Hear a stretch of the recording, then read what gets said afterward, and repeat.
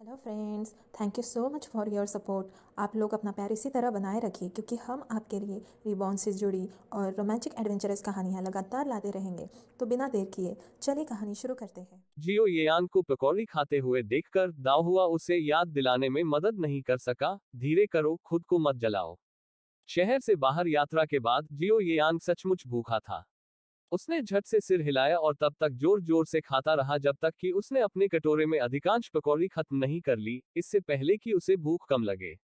दाओहुआ उसके पास चुपचाप बैठी रही, उसने अपना घूंघट नहीं हटाया क्योंकि पकौड़ी की दुकान सड़क के कोने पर स्थित थी। जियो येयांग ने पकौड़ी का एक टुकड़ा खाया और दाओहुआ पर नजर डाली। पतले सफेद घूंघट के माध्यम से उसने उसके धुंधले चेहरे को देखा और अपने दिल में शांति की एक असाधारण भावना महसूस की। यह देखकर कि जियो येयांग का पकौड़ी का कटोरा लगभग खाली हो गया था, दाओहुआ ने पूछा, क्या आपका पेट भर गया है? यदि नहीं, तो मैं मालिक से आपके लिए एक और कटोरा बनाने के लिए कह सकता हूँ। जियो येयांग ने सिर हिलाया, यहाँ की पकौड़ी का स्वाद काफी अच्छा है। दाओहुआ मुस्कुराया और वांग मनमन को संकेत दिया कि वह मालिक से एक और कटोरा बनाने के लिए कहे। जल्द ही पकौड़ी का एक गरम कटोरा परोसा गया। जियो येयांग को तब तक खाते हुए देखकर जब तक उसे बहुत पसीना नहीं आ रहा था, दाओहुआ उसके माथे को पोंछने के लिए रुमाल लेने के अलावा कुछ नहीं कर सका। जियो येयांग ने खाना बंद कर दिया और मुस्कुराते हुए आगे बढ़ने से पहले दाओहुआ के अपना माथा पोंछने का इंतजार किया, क्या आप कुछ आजमाना चाहते हैं? जैसे ही वह बोला, उसने एक पकौड़ी उठाई और दाओहुआ को दी। दाओहुआ ने उस पर कड़ी नजर डाली, जियो येयांग, ठीक से व्यवहार करो। हम सड़क के बीच में हैं। जियो येयांग ने निराश होकर थपथपाया और पकौड़ी खाते हुए वापस ले ली। लगभग पेट भरा हुआ महसूस करने के बाद जियो येयांग धीमा हो गया, कभी कभी अपने कटोरे में पकौड़ी हिलाता और दाओहुआ पर नजर डालता। उसका झिझक भरा रूप देखकर दाओहुआ को सिरदर्द महसूस हुआ। उसने आह भरी और पहल करते हुए पूछा, आज तुम्हें क्या हो गया है? जियो येयांग, जैसे कि किसी को विश्वास करने के लिए ढूंढ रहा हो, तुरंत चिल्लाया, मेरे पिता ने मुझे जियो येचेन की शादी में शामिल होने के लिए राजधानी लौटने का आदेश दिया है। उसके स्वर में शिकायत की झलक थी। दाओहुआ के चेहरे पर समझ दिखी, उसने ऐसा सोचा। जियो येयांग इन दिनों शायद ही कभी दूसरों से प्रभावित हुआ हो। आज उसकी निराशा राजकुमार के कारण थी। उसने पूछने से पहले एक पल के लिए सोचा, क्या आप वापस जाना चाहते हैं? जियो येयांग ने निर्णायक रूप से अपना सिर हिलाया, बिल्कुल नहीं। दाओहुआ मुस्कुराया, तो फिर वापस मत जाना। जियो येयांग ने दाओहुआ की ओर देखा, घूंघट के माध्यम से उसकी चमकदार स्टार जैसी आंखें स्पष्ट रूप से देखी, लेकिन अगर मैं वापस नहीं गया, तो यह मेरे पिता के आदेश की अवहेलना होगी। वह भविष्य में मुझे और भी अधिक नापसंद कर सकते हैं। दाओहुआ एक पल के लिए चुप हो गया, क्या आपको इसकी परवाह है? जियो येयांग ने भौहें सिकोड़ ली और ठंडे स्वर में कहा, जब मैं बच्चा था तो मैं परवाह करता था, लेकिन अब नहीं। दाओहुआ ने फिर पूछा, तुम्हें सचमुच परवाह नहीं है? जियो येयांग चुप हो गया, फिर सकारात्मक रूप से सिर हिलाया और उपहास के साथ कहा, जब से मैं झोंगझोऊ आया हूं, यह पहली बार है जब उसने मुझे लिखा है, और यह जियो येचेन के लिए है। उसने कभी मेरी भावनाओं पर विचार नहीं किया है, तो मुझे उसकी परवाह क्यों करनी चाहिए? दाओहुआ ने जवाब दिया, अगर ऐसा है, तो आप अभी भी किससे संघर्ष कर रहे हैं? जियो येयांग अचंभित रह गया, फिर खुद पर हंसा, हाँ, आखिर मैं किस चीज से जूझ रहा हूं? शायद यह अविवाहित कहलाने का डर है। दाओहुआ ने आगे बढ़कर जियो येयांग की बाह को मेज पर थपथपाया। जियो येयांग, केवल संबंधित व्यक्ति ही वास्तव में अपनी भावनाओं को समझता है, अन्य लोग सहानुभूति नहीं रख सकते।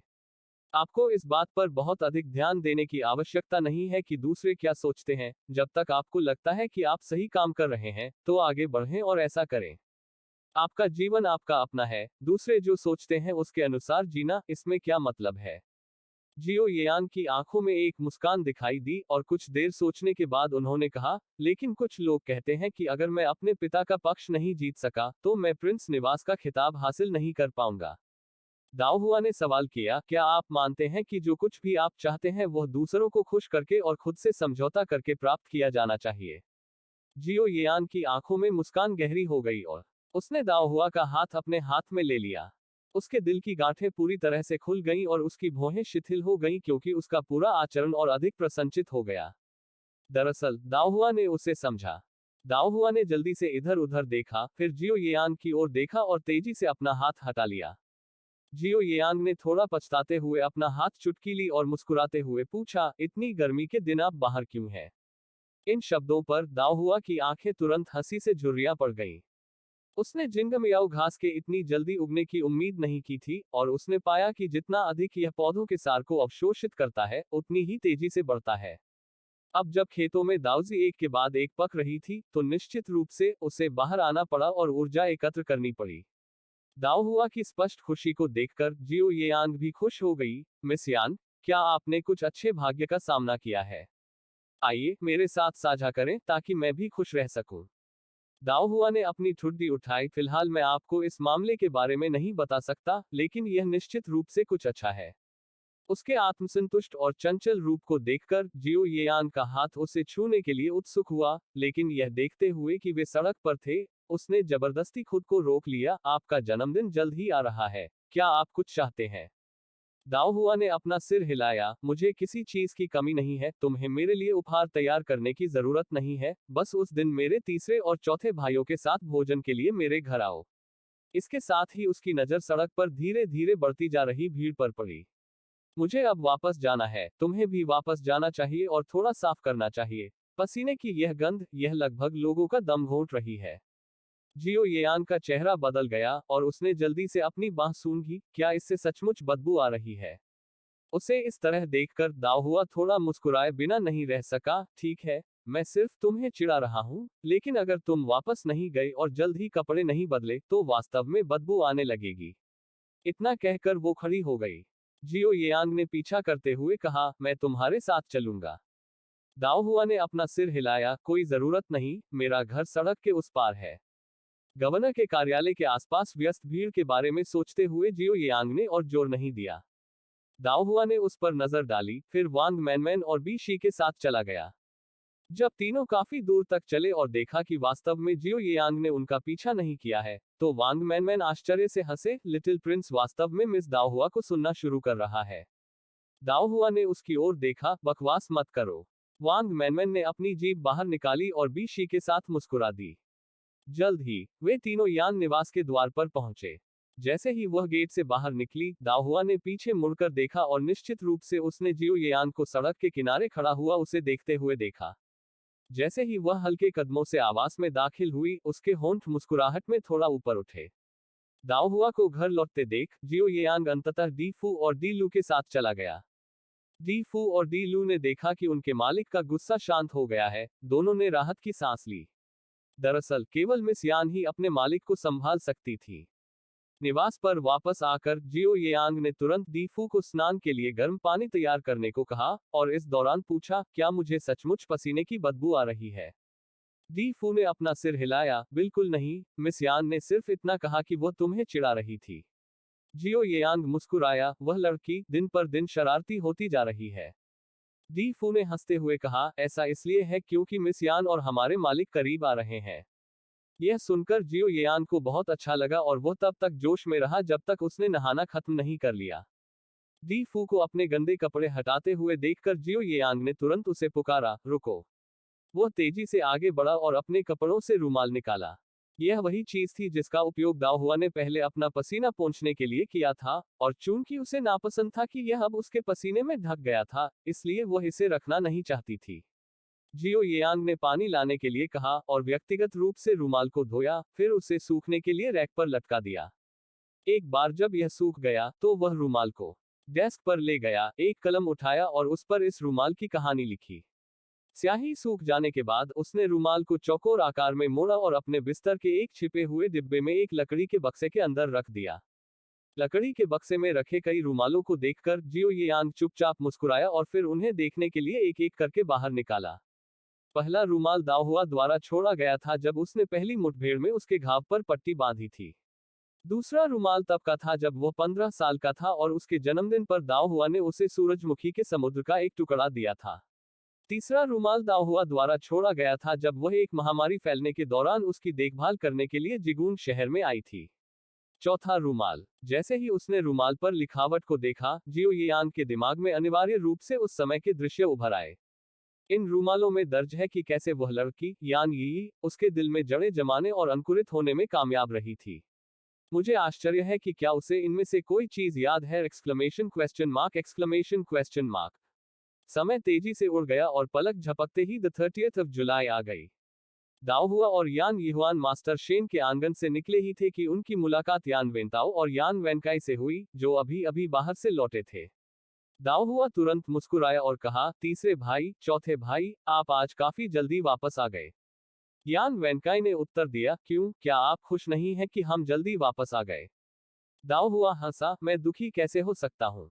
फिर यान वेंताओ की ओर मुड़ते हुए कहा, चूंकि हम आज जल्दी वापस आ गए हैं, आइए जल्दी से एक साथ चले और दादी को सम्मान दें।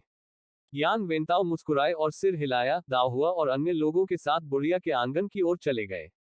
रास्ते में यान वेनकाई ने दाओ हुआ से संपर्क किया, बड़ी बहन, कल आपका जन्मदिन है। दाओ हुआ ने उसे देखकर मुस्कुराते हुए कहा, मुझे आश्चर्य है कि चौथे भाई को याद है, मैं आपके उपहार का इंतजार कर रहा हूँ। यान वेनकाई ने चिढ़कर कहा, मैं आपका जन्मदिन कब भूला हूँ? दाओ हुआ ने पलकें झपकाई और मुस्कुराते हुए पूछा, चौथे भाई, तुम मुझे क्या देने जा रहे हो? यान वेनकाई ने रहस्यमय ढंग से प्रसन्न मुस्कान के साथ कहा, जन्मदिन के उपहार आमतौर पर वही पुरानी चीजें होती हैं, लेकिन इस साल चौथा भाई आपको कुछ विशेष देना चाहता है। जिज्ञासा बढ़ी। दाओ हुआ अकेला नहीं था, यान यिहुआन और अन्य लोगों ने भी देखने के लिए अपना सिर घुमाया। यान येल ने सीधे पूछा, चौथे भाई, आप बड़ी बहन को क्या विशेष उपहार दे रहे हैं? यान वेनकाई ने अपनी ठुड्डी ऊपर की ओर झुकाई, इस साल मैं आशीर्वाद के लिए प्रार्थना करने के लिए बड़ी बहन को ताइफेंग मंदिर ले जाने की योजना बना रहा हूँ। आप क्या कहते हैं, क्या यह विशेष नहीं है? यान वेंताओ ने यान वेनकाई पर नजर डाली, इस आदमी में सचमुच कुछ घबराहट थी।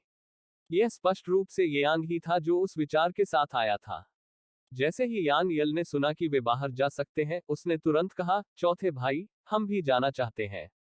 यान वेनकाई परेशान दिख रहे थे, हम प्रार्थना करने जा रहे हैं, और हमें निश्चित रूप से बहुत जल्दी उठना होगा।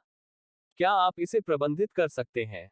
इसके अलावा, ताइफेंग मंदिर फेंग पर्वत पर बना है, क्या आप इतनी दूर तक चढ़ सकते हैं? बाहर जाने को उत्सुक यान यल ने तुरंत कहा, हम इसे बना सकते हैं।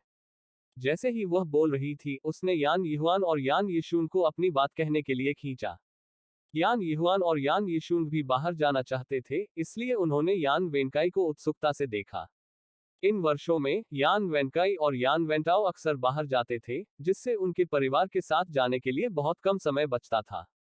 अब अपनी तीन छोटी बहनों को अपनी ओर गहरी निगाहों से देखते हुए, यान वेनकाई के लिए ना कहना मुश्किल हो गया।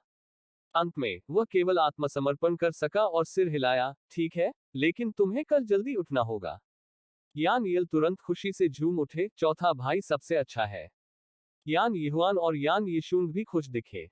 यह देखकर दाओ हुआ हंसे बिना नहीं रह सका, अरे, क्या तुम लोगों को पहले मेरी राय नहीं पूछनी चाहिए?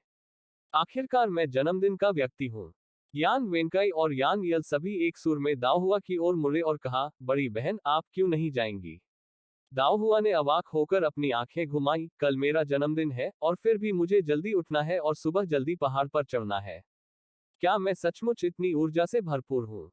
फिर उसने यान वेनकाई की ओर देखा, चौथे भाई, तुम्हारे मन में इतना बुरा विचार कैसे आया? यान वेनकाई, क्या अभी भी यह कहना उचित होगा कि यह बुरा विचार यांग द्वारा प्रस्तावित किया गया था? दाओ हुआ ने अपना सिर हिलाया और आगे बढ़ गई। यान वेनकाई ने तुरंत पीछा किया, बड़ी बहन, क्या आप हमेशा कोड़े का अभ्यास करने के लिए जल्दी नहीं उठती? अब पहाड़ पर चढ़ने में कौन सी बड़ी बात है? उसने येयांग से शर्त लगाई थी। येयांग ने शर्त लगाई कि बड़ी बहन नहीं जाएगी, जबकि उसने शर्त लगाई कि वह जाएगी।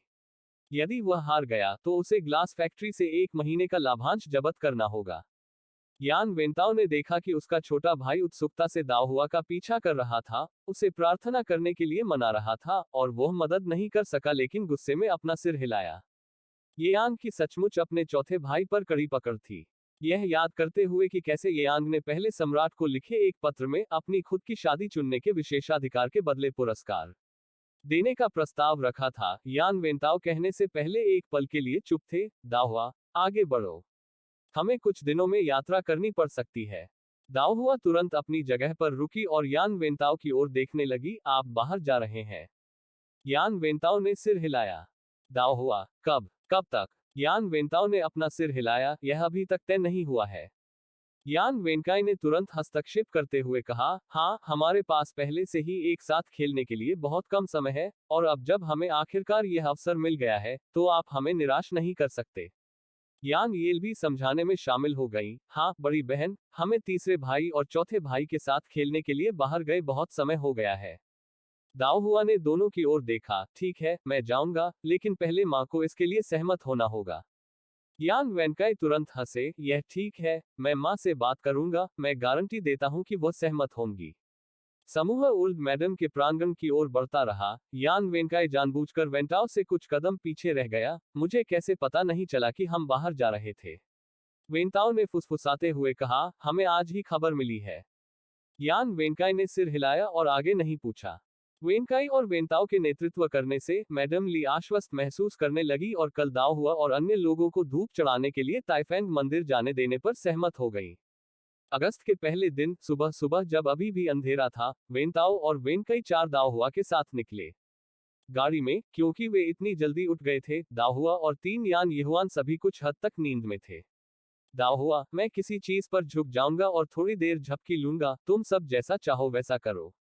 यह देखकर यान यल भी यान यहुआन के कंधे पर झुक गई और सो गई। यान यहुआन और यान यिशुंग ने एक दूसरे पर नजर डाली, फिर आराम करने के लिए अपनी आंखें बंद कर ली। भोर के बाद वे फैंग पर्वत पर पहुंचे। दाओ हुआ और अन्य लोगों को यान वेंकाई ने जगाया। गाड़ी से उतरने के बाद दाओ हुआ ने चारों ओर देखा और जियो यान को नहीं देखा, उसके दिल में थोड़ी हैरानी महसूस हुई। उसने सोचा वह अवश्य आएगा। शायद यहाँ धूप चढ़ाने का विचार उन्हीं का था। बड़ी बहन, तुम क्या देख रही हो? यान यल दाओ हुआ को इधर उधर देखते हुए पूछने के अलावा कुछ नहीं कर सका। दाओ हुआ ने अपना सिर हिलाया, कुछ खास नहीं, बस यहाँ के दृश्यों को देख रहा हूँ, यह काफी अच्छा लगता है। वेंताओ ने दाओ हुआ पर नजर डाली और मन ही मन आह भरी। दाओ हुआ आखिरकार येयांग के बारे में चिंतित था। येयांग की स्थिति के बारे में सोचकर वेंताओ कुछ हद तक चिंतित थे। हालांकि येयांग ने सम्राट से अनुग्रह मांगा था, सम्राट का दिमाग अप्रत्याशित था, और महारानी डोवेगर और राजकुमार पिंगेन के शामिल होने के कारण वह वास्तव में सहज नहीं था। फिर भी, उसने दाओ हुआ के लिए येयांग की भावनाओं को देखा। किसी प्रियजन को खोने के दर्द का अनुभव करने के बाद वह येयांग और दाओ हुआ को भी इससे गुजरना सहन नहीं कर सका। यान परिवार के कद को ऊंचा उठाने के लिए उन्हें पुण्य अर्जित करते रहने की जरूरत थी। तीसरा भाई, चलो। वेंताओ को स्थिर खड़ा देखकर वेंकाई ने जल्दी से उसे बुलाया। इसके बाद भाई बहन फैंग पर्वत के शिखर की ओर चढ़ने लगे। दाओ हुआ के पास हमेशा अच्छी शारीरिक शक्ति थी और हर दिन चाबुक के साथ अभ्यास शुरू करने के बाद उसका शरीर और भी अधिक चुस्त और फुर्तीला हो गया। 1000 से अधिक सीढ़ियां चढ़ने के कारण उसे सांस लेने में भी दिक्कत हो रही थी। लेकिन तीन यान यहुआन बहनें टिक नहीं सकी। तीन बहनों को पत्थर की सीढ़ियों पर बेदम होकर बैठे देखकर वेंकाई और वेंताओ दोनों को कुछ हद तक सिरदर्द होने लगा। दाओ हुआ ने हंसते हुए कहा, तुम सब धीरे धीरे चढ़ो, मैं ऊपर जाकर तुम्हारा इंतजार करूंगा। यह कहकर वह वांग मनमन और बीशी के साथ चढ़ाई जारी रखी। वेंकाई और वेंताओ को यह जानकर कि जियो येयांग पहाड़ पर इंतजार कर रहा था, सहज महसूस हुआ। दाओ हुआ की आकृति को दूर से घटते देख यान यल ने ईर्ष्या से कहा, बड़ी बहन का स्वास्थ्य बहुत अच्छा है। वेंकाई, यदि आप हमारी सबसे बड़ी बहन की तरह हर सुबह कोड़े से अभ्यास करेंगे, तो आप भी इतने स्वस्थ हो सकते हैं। यान यहुआन ने बार बार अपना सिर हिलाया, मैं कोड़े के साथ नृत्य नहीं कर सकती। वेंकाई, इसके लिए चाबुक की जरूरत नहीं है, बस उठकर अपने हाथ और पैर हिलाने से आपका स्वास्थ्य आपकी तुलना में बेहतर होगा। आधे घंटे से अधिक की चढ़ाई के बाद ताइशान मंदिर दाओ हुआ की नजर में आया। अंतिम चरण पर पहुंचने पर दाओ हुआ अपने हाथों को अपने कूल्हों पर रखने से खुद को रोक नहीं सकी और एक लंबी सांस ली। यह लड़की कौन है? किसी प्रतिष्ठित परिवार की महिला जैसी बिल्कुल नहीं। जियो येयान को फोल्डिंग पंखे के साथ टहलते हुए देखकर दाओ हुआ ने चंचलता से उसकी ओर देखा, मैं बस यह जानता था। येयांग मुस्कुराते हुए वहां आया और दाओ हुआ के लाल गालों पर पसीना देखकर उसने उसे पोंछने के लिए जल्दी से एक रूमाल निकाला और कहा, तुम्हें पता था क्या? साथ ही अपने दूसरे हाथ से उसे पंखा भी कर रहे हैं। दाओ हुआ ने खर्राटे लेते हुए अपना हाथ हटा दिया और उसके हाथ से पंखा लेकर खुद पंखा झलना शुरू कर दिया। येयांग ने अपनी आंखों में मुस्कान के साथ दाओ हुआ को देखा, तुम्हें पता था कि मैं यहाँ रहूंगा, है ना? दाओ हुआ ने उस पर नजर डाली, यह आपका सड़ा हुआ विचार होना चाहिए, ऐसे गर्म मौसम में पहाड़ पर चढ़ना, आप वास्तव में जानते हैं कि कैसे चुनना है। येयांग हंसे, आइए इसे व्यायाम माने। एक बार जब दाओहुआ ने पर्याप्त आराम कर लिया तो येयांग ने उसका हाथ पकड़ा और मंदिर की ओर चल दिया। आसपास किसी को न देखकर दाओहुआ खुद को रोक नहीं सका और पूछा, यहाँ कोई क्यों नहीं है? येयांग, मंदिर में आज सुबह आगंतुक नहीं आ रहे हैं। दाओहुआ ने उसकी ओर देखा, तुम्हें ऐसा नहीं करना था।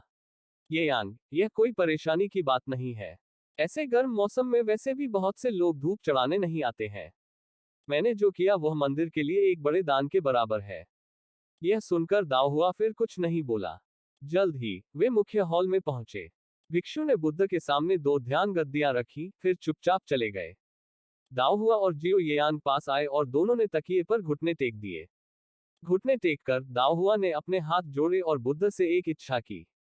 अपनी इच्छा के बाद उसने देखा कि येयांग ने भी एक इच्छा करते हुए अपनी आंखें बंद कर ली थी, और वह मदद नहीं कर सकी, लेकिन उसकी ओर देखने लगी। थोड़ी देर बाद येयांग ने अपनी आंखें खोली। दाओहुआ ने तुरंत पूछा, आप क्या चाहते थे? येयांग ने मुस्कुराते हुए उसकी ओर देखा, और तुम क्या चाहते थे? दाओहुआ ने अपना सिर घुमा लिया। अब जब हमने अपनी इच्छाएं पूरी कर ली हैं, तो चलो बाहर चले। येयांग ने जल्दी से दाओहुआ को पकड़ लिया, जो खड़ा होने वाला था। हमने अभी तक दैवीय ब्लॉक नहीं डाले हैं। उसी समय भिक्षु जो पहले बाहर निकल गया था, वापस आया और येयांग को दिव्य ब्लॉकों की एक जोड़ी दी। येयांग ने दाओहुआ की ओर देखा, क्या आप पहले जाना चाहते हैं या मैं जाऊंगा?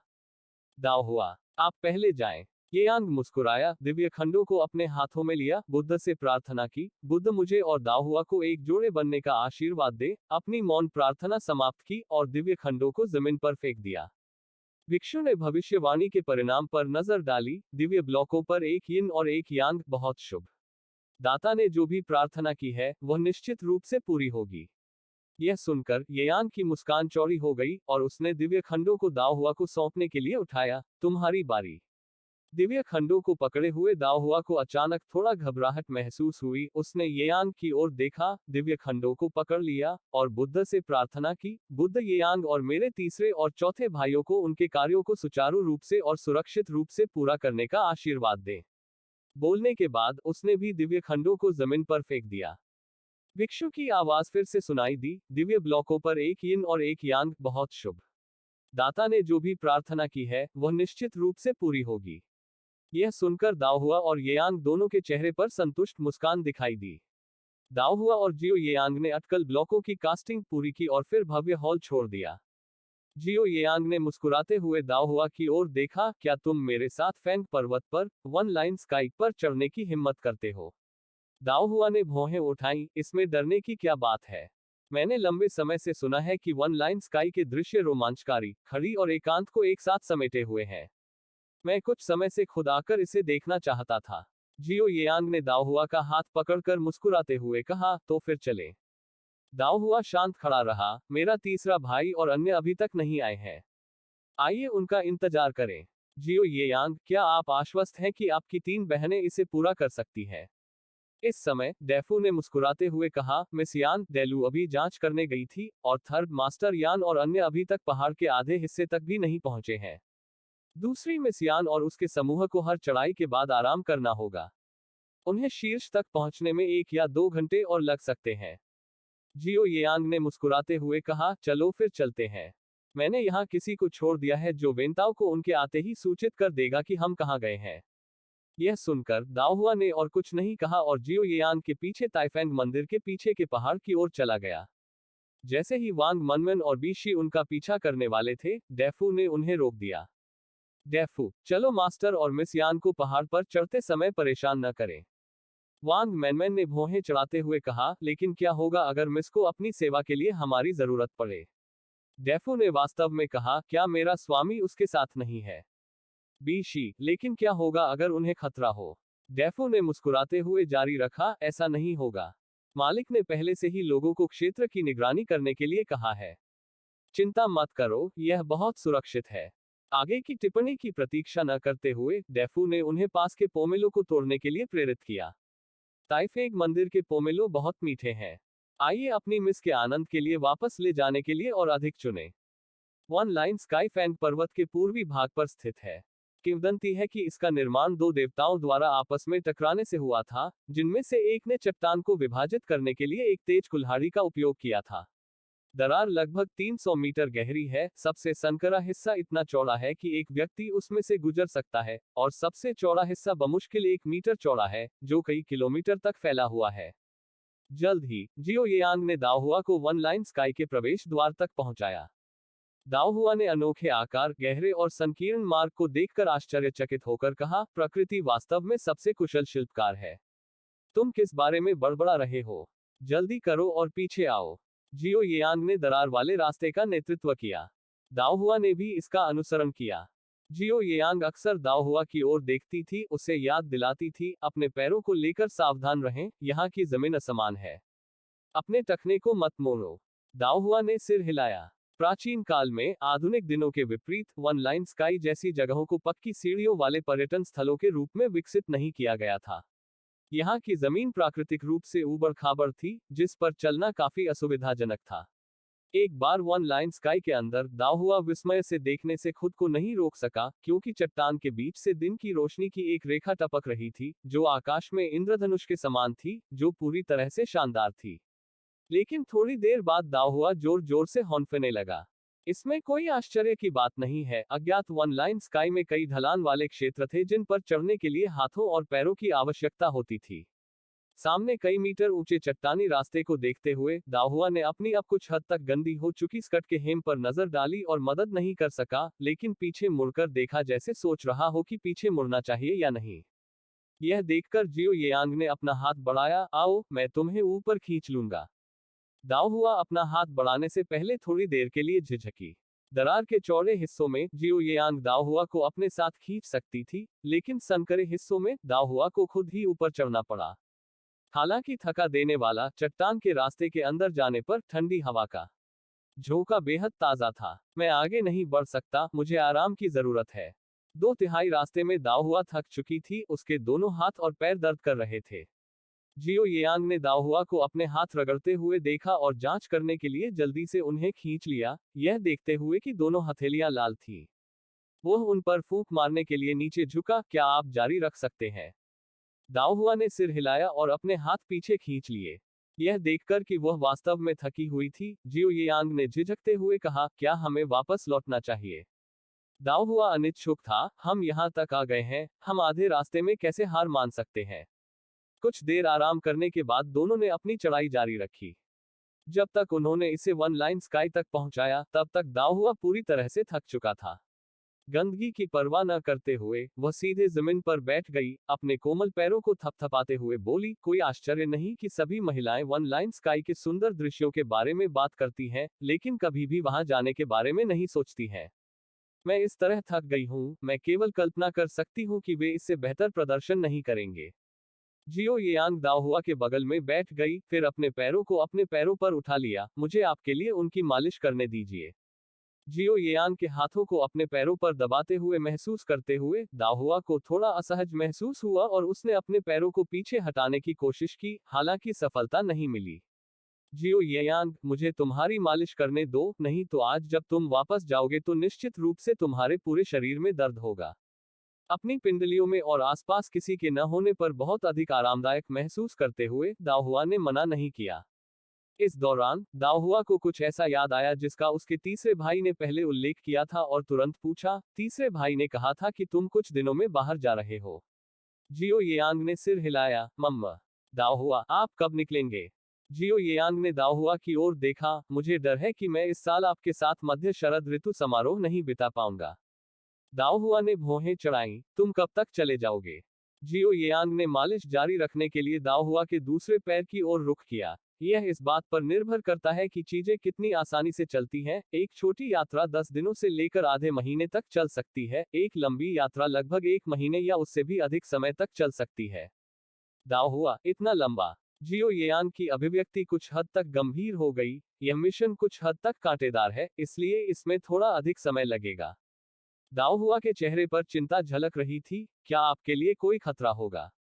जियो येयांग ने मुस्कुराते हुए उसे आश्वासन दिया, चिंता मत करो, तुम्हारे 2 भाई और मैं सावधान रहेंगे। दाओहुआ, कुछ दिनों में तीसरे भाई और चौथे भाई के साथ दाओहुआ गांव आए। मेरे पास आपके लिए एक बड़ा आश्चर्य है। जियो येयांग ने अपने हाथ रोके, कैसा आश्चर्य? दाओहुआ मुस्कुराया, वैसे भी यह कुछ अच्छा है। उसे शर्माते हुए देखकर जियो येयांग तुरंत चिढ़ाने के मूड में आ गया। उसका दाहिना हाथ दाओहुआ के नंगे पैर पर चला गया और अप्रत्याशित रूप से तलवे में गुदगुदी हुई। इस बार दाओहुआ हंसा नहीं बल्कि दर्द से चिल्लाया। जियो येयान की अभिव्यक्ति बदल गई, क्या गलत है? दाओहुआ ने भौहें चढ़ाई, मेरे पैर में दर्द है। जियो येयांग ने तुरंत कड़ाई वाला जूता उतार दिया और मोजा उतारते समय झिझका, फिर दाओहुआ की ओर देखा, क्या मैं देखूं? दाओहुआ को इस बात का अंदाजा नहीं था कि उसके पैर दूसरों को दिखाई नहीं देंगे, और चूंकि उसके पैर में बहुत दर्द हो रहा था, उसने तुरंत सिर हिलाया, मम्मा। जियो येयांग ने जल्दी से मोजा हटाया और फिर देखा कि दाओहुआ का गोरा और नाजुक पैर कुछ हद तक लाल हो गया था, यह एक चट्टान से खरोंच गया होगा। एक क्षण के लिए धैर्य रखें, मैं इसे आपके लिए रगड़ूंगा। इसके साथ ही उन्होंने दाओहुआ के पैर के तलवे की सावधानी पूर्वक मालिश की। जियो येयान को अपना पैर पकड़कर दबाते और सावधानी से हिलाते हुए देखकर दाओहुआ को अपने पैर के तलवे में दर्द और गुदगुदी का मिश्रण महसूस हुआ। वर्तमान सामाजिक परंपराओं के बारे में सोचकर कि कैसे एक महिला के पैर केवल उसके पति को ही देखने चाहिए, वह असहज महसूस करने लगी। थोड़ी देर के बाद जब उसके पैर में उतना दर्द नहीं हुआ, तो दाओहुआ ने तुरंत कहा, जियो येयांग, यह काफी है। फिर उसने अपना पैर हटाने की कोशिश की। जियो येयांग पूरी तरह से आश्वस्त नहीं थे क्योंकि उन्हें अभी भी बाद में पहाड़ से नीचे जाना था। उन्होंने दाओहुआ के पैर को पकड़ लिया, मुझे इसे थोड़ा और रगड़ने दो। दाओहुआ ने अपना सिर हिलाया, अब वास्तव में दर्द नहीं होता। जियो येयांग कुछ और कहना चाहता था, लेकिन दाओहुआ के कान थोड़े लाल होते देखकर उसे अचानक कुछ एहसास हुआ। पैर को हाथ में देखकर उसे भी असहजता महसूस होने लगी। ठीक है, अगर तुम्हें बाद में दर्द महसूस हुआ तो मैं तुम्हें एक और मालिश दूंगा, उन्होंने कहा। इसके साथ ही उसने दाओहुआ को उसके जूते और मोजे वापस पहनने में मदद करना शुरू कर दिया। अपने जूते और मोजे पहनने के बाद दाओहुआ उठ खड़ी हुई, क्या अब हम कहीं और जाएं या वापस चलें? जियो येयांग मुस्कुराया, यहाँ चढ़ना आसान नहीं था, बेशक हमें टोनबेक्सन क्लिफ के शिखर पर जाना चाहिए। दाओहुआ को धूप चढ़ाने के लिए फैंग पर्वत पर लाने का उनका मुख्य उद्देश्य टोनबेक्सन क्लिफ का दौरा करना था। दाओहुआ की अभिव्यक्ति कठोर हो गई क्योंकि उसने तुरंत टोनबेक्सन क्लिफ की उत्पत्ति के बारे में सोचा, और शर्म और झुंझलाहट के मिश्रण के साथ उसने जियो येयांग की ओर देखा। जियो येयांग मुस्कुराया और दाओहुआ का हाथ पकड़कर उसे आगे बढ़ाया। जल्द ही दोनों एक रेलिंग से घिरी चट्टान की चोटी पर पहुंचे। रेलिंग पर इंटरलॉक किए गए टोनबेक्सन ताले को देखते हुए दाओहुआ ने जियो येयांग पर नजर डाली। जियो येयांग मुस्कुराते हुए दाओहुआ को एक बूढ़े भिक्षु के पास ले गया, जो अपनी आंखें बंद करके ध्यान कर रहा था। गहराई से झुका और फिर कहा, मास्टर, हमें टोनबेक्सन ताले की एक जोड़ी चाहिए। बूढ़े भिक्षु ने हम कहा, उसकी आंखें थोड़ी सी खुली। यह देखकर जियो येयांग ने चांदी का एक टुकड़ा निकाला और भिक्षु के कटोरे में रख दिया, और फिर जमीन पर रखे टोनबेक्सन ताले में से चुनने के लिए दाओहुआ के साथ बैठ गया। हमें कौन सा जोड़ा चुनना चाहिए? दाओहुआ ने जमीन पर उत्कृष्ट रूप से नक्काशीदार छोटे पत्थर के ताले को देखा और बूढ़े साधु को आकार देने से खुद को नहीं रोक सका। इस तरह से पत्थर तराशना वाकई प्रभावशाली है। यह जोड़ी कैसी रहेगी? जियो येयांग ने दाओहुआ को दिखाने के लिए पत्थर के ताले की एक जोड़ी उठाई, उसकी आंखों में घबराहट के भाव झलक रहे थे। टोनबेक्सन लॉक्स को सील करने के लिए दाओहुआ को लाना वास्तव में थोड़ा अभिमान था, लेकिन बहुत सोचने के बाद वह सिर्फ उसके जन्मदिन के दिन उसके साथ ऐसा करना चाहता था। दाओहुआ ने पत्थर के ताले पर नजर डाली, बिल्कुल ठीक, और अवचेतन रूप से अपना सिर हिलाया। सिर हिलाने के बाद उसे एहसास हुआ कि कुछ गड़बड़ लग रही थी। उसे जियो येयांग के साथ टोनबेक्सन लॉक लटकाने के लिए सहमत होना याद नहीं है। और जियो येयांग, जैसे ही दाओहुआ ने सिर हिलाया, उसका मुंह मुस्कुराहट के साथ चौड़ा हो गया। उसने चुने हुए पत्थर के ताले बूढ़े भिक्षु को सौंप दिए। मास्टर, हमने अपनी पसंद बना ली है। बूढ़े भिक्षु ने पत्थर के ताले उठाए और एक उत्कीर्णन चाकू निकाला। जियो येयांग की ओर देखते हुए कहा, दाता का नाम? जियो येयांग। जियो येयांग। बूढ़े भिक्षु ने फिर दाओहुआ की ओर रुख किया, और महिला उपकारी का नाम? दाओहुआ। यान यी। उत्कीर्णन चाकू तेजी से कुछ बार चला, और फिर उसने टोनबेक्सन ताले को जियो येयांग को सौंप दिया।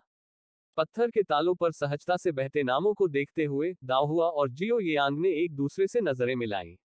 बूढ़ा भिक्षु निश्चित रूप से एक गुरु था। जियो येयांग और दाओहुआ ने भिक्षु को प्रणाम किया, फिर चट्टान के किनारे पर टोनबेक्सन लॉक को लटका दिया। जैसे ही जियो येयांग ने उसे ताला लगाने के लिए सही जगह की तलाश में ले जाया, यह कहते हुए कि यह जगह सही नहीं लगती, वह जगह भी अच्छी नहीं है, दाओहुआ के होठों पर धीरे धीरे मुस्कुराहट आ गई। उसे उम्मीद नहीं थी कि वो इतना रोमांटिक होगा। हाँ, यह जन्मदिन का उपहार सचमुच विशेष और अर्थपूर्ण था। जियो येयान को खोज जारी रखते हुए देखकर दाओहुआ ने एक स्थान की ओर इशारा किया, यहाँ कैसा रहेगा? जियो येयांग ने देखा और कोई आपत्ति नहीं जताई। अच्छा है, चलो अपना टोंगक्सिन लॉक यहाँ लटका दें। इसके साथ ही उसने अपना पत्थर का ताला रेलिंग की लोहे की चेन पर बंद कर दिया। समाप्त करने के बाद वह दाओहुआ की ओर मुड़ा, तुम्हारी बारी। दाओहुआ नीचे झुकी और अपना पत्थर जियो येयांग के पत्थर पर लगा दिया। यह देखकर जियो येयांग ने अपनी आवाज कम की और दाओहुआ के कान में धीरे से कहा, अब तुमने मुझे बंद कर दिया है, और अब से हम कभी अलग नहीं होंगे। कोमल, मीठे शब्द उसके कान में घुसे। दाओहुआ को अपने दिल में मिठास महसूस हुई, और उसने जियो येयांग की ओर देखने के लिए अपना सिर घुमाया जो केवल कुछ इंच की दूरी पर था। उनकी नजरें हवा में मिली, शब्दहीन स्नेह एक दूसरे के दिलों में फैल रहा था और बढ़ रहा था। कुछ दूरी पर बूढ़े भिक्षु ने किसी समय अपनी आंखें खोली और रेलिंग के सामने युवा जोड़े को देखा, जिनकी आंखें केवल एक दूसरे के लिए थी और उसके चेहरे पर एक दयालु मुस्कान दिखाई दे रही थी। टोंगक्सिन चट्टान पर टोंगक्सिन ताला लटकाने के बाद दाओहुआ और जियो येयान के दिलों में कुछ अंकुरित होने लगा, तेजी से बढ़ रहा था और खिल रहा था। चलो, वहां उस पेड़ के नीचे कुछ देर आराम करें और इस पर्वत शिखर से सुंदर दृश्यों का आनंद लें, उन्होंने कहा। जियो येयांग ने दाओहुआ को बड़े पेड़ के नीचे विशाल चट्टान पर खींच लिया। चट्टान काफी बड़ी थी, 1 मीटर से अधिक ऊंची, और यह देखते हुए कि दाओहुआ को उस पर चढ़ने में परेशानी होगी, जियो येयांग ने उसकी कमर को सहारा देने के लिए हाथ बढ़ाया। जैसे ही दाओहुआ पीछे हटा, उसने हंसते हुए कहा, मैं तुम्हें उठा लूंगा। तभी दाओहुआ स्थिर खड़ा रहा और उसने गुनगुनाते हुए सहमति व्यक्त की। जियो येयांग ने दाओहुआ की कमर के चारों ओर अपने हाथ रखे और उसे पतला और मुलायम पाया। वह उसे दबाने से खुद को नहीं रोक सका, और जब दाओहुआ ने उसकी ओर देखा तो उसने धीरे से अपनी बाहें उठाई और उसे चट्टान पर रख दिया। एक बार जब दाओहुआ आराम से बैठ गया तो जियो येयांग ने अपना हाथ बढ़ाया और उसके बगल में बैठने के लिए कूद पड़ा। बड़ा पेड़ टोंगक्सिन चट्टान के बिल्कुल अंत पर खड़ा था। इस स्थान से वे पहाड़ के नीचे के संपूर्ण सुंदर दृश्यों का आनंद ले सकते थे। ठंडी और सुखद पहाड़ी हवाएं चल रही थी। दाओहुआ ने मुस्कुराते हुए कहा, यहाँ तक चढ़ना इसके लायक है। जियो येयांग मुस्कुराया, अपने हाथ पत्थर पर रखे, और उसके बगल में दाओहुआ की उज्ज्वल मुस्कान के साथ उसे असाधारण खुशी महसूस हुई। थोड़ी देर के बाद जियो येयांग धीरे धीरे दाओहुआ के करीब आया और पीछे से अपना दाहिना हाथ उठाकर उसके कंधे पर रखने का इरादा किया। जैसे ही वह उसे छूने ही वाला था, उसने झिझकते हुए अपना हाथ कई बार उठाया और नीचे किया। जियो येयांग, देखो, पेड़ पर एक गिलहरी है। दाओहुआ ने अचानक अपना सिर घुमाया। जियो येयांग ने तुरंत अपना हाथ पीछे खींच लिया। ओह, क्या ऐसा है? दाओहुआ को उस पर अजीब नजर डालते हुए देखकर जियो येयांग ने शर्म से अपने सिर के पिछले हिस्से को खुजलाया। जियो येयांग को नजरअंदाज करते हुए दाओहुआ ने पेड़ पर गिलहरी की क्षणिक झलक पाने के लिए अपनी गर्दन टेढ़ी की, लेकिन दुर्भाग्य से काफी देर तक देखने के बाद भी जब उसे कुछ दिखाई नहीं दिया तो उसने अपने पैर घुमाए और पहाड़ के नीचे के दृश्य का आनंद लिया। जियो येयांग ने फिर से अपना हाथ उठाया, और जैसे ही वह उसे छूने ही वाला था, दाओहुआ एक बार फिर पीछे मुड़ा। जियो येयांग, तुम्हें क्या हो गया है? तुम अजीब व्यवहार कर रहे हो, उसने कहा। जियो येयांग ने लापरवाही दिखाते हुए फिर से तेजी से अपना हाथ चट्टान पर रखा। मैं ठीक हूँ। तभी उनके ऊपर की शाखाओं में सरसराहट हुई। जियो येयांग ने एक गिलहरी को पेड़ से छलांग लगाते देखा। अवसर का लाभ उठाते हुए उसने जल्दी से दाओहुआ के चारों ओर अपनी बाहें लपेट ली। सावधान रहें। गिलहरी को अपनी आंखों के सामने से भागते हुए देखकर दाओहुआ ने हंसते हुए कहा, यह सिर्फ एक गिलहरी है। यह कहते हुए उसने उस हाथ को थपथपाया जो जियो येयांग ने उसके कंधे पर रखा था, और उसे हटाने का संकेत दिया। दुर्भाग्य से जियो येयांग ने ध्यान न देने का नाटक किया। जियो येयांग को जानबूझकर उससे अपना सिर मोड़ते हुए देखकर दाओहुआ को देर से एहसास हुआ कि वह अभी इतना अजीब क्यों था, और वह मदद नहीं कर सका, लेकिन इसे मनोरंजक लगा। दाओहुआ को मुस्कुराते हुए देखकर जियो येयांग ने सावधानी से अपना हाथ थोड़ा और अंदर खींच लिया और सुंदरता को अपने कंधे पर झुकाने की कोशिश की। दाओहुआ को जियो येयांग की सावधानी बहुत अच्छी लगी, वह उसके कोमल दबाव के साथ धीरे धीरे उसकी ओर झुक गया। दाओहुआ की इच्छा देखकर जियो येयांग ने मोटे तौर पर मुस्कुराते हुए कहा, यही, क्या मैं अब से आपको यही कह सकता हूँ? दाओहुआ ने ऊपर देखा। यही। जियो येयांग ने उसका हाथ पकड़ा और उसकी हथेली में 2 1 ढूंढे। दाओहुआ ने ऊपर देखा। यही। जियो येयांग ने उसे अपने आलिंगन में भर लिया। ये तुम हमेशा के लिए मेरी अकेली हो। दाओ हुआ के मुंह के कोने धीरे धीरे मुड़े। ठीक है। दोनों कुछ देर तक एक साथ बैठे रहे जब तक कि सूरज लगभग 11 o'clock पूर्वाह तक नहीं पहुंच गया। फिर वे पहाड़ से नीचे चढ़ने के लिए तैयार हुए। जियो येयांग ने चट्टान से नीचे छलांग लगा दी और फिर नीचे उतरने में मदद करने के लिए एक बार फिर दाओ हुआ को गले लगा लिया। जैसे ही दाओ हुआ उतरा, जियो येयांग ने उसे जाने नहीं दिया और इसके बजाय उसे पकड़कर चारों ओर घुमाना शुरू कर दिया। दाओ हुआ चौंक गया और तेजी से जियो येयांग की गर्दन से चिपक गया। जियो येयांग की हार्दिक हंसी सुनकर दाओ हुआ भी हंसा। दाओ हुआ को अपनी बाहों में लेकर घूमते हुए जियो येयांग जोर से हंसा और आखिरकार रुक गया। दाओ हुआ के जमीन छूने के बाद उसने जियो येयांग के चारों ओर से अपनी बाहें छोड़ दी और दिखावटी झुंझलाहट के साथ उसकी ओर देखा।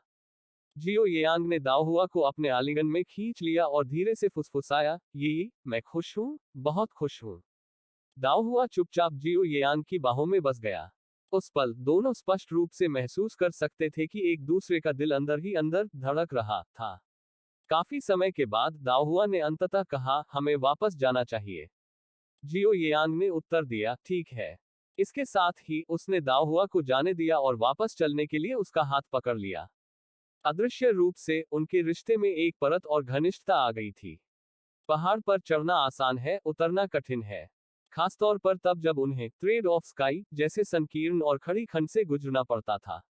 अपने पैरों के नीचे लगभग 70 से 80 डिग्री झुके हुए खिंचाव को देखकर दाओ हुआ को चक्कर आ गया और उसके पैर जेली में बदल गए।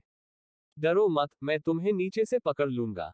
जियो येयांग नीचे खड़ा होकर दाओ हुआ को देख रहा था और उसे धीरे धीरे कदम दर कदम नीचे की ओर पीछे हटने के लिए निर्देशित कर रहा था।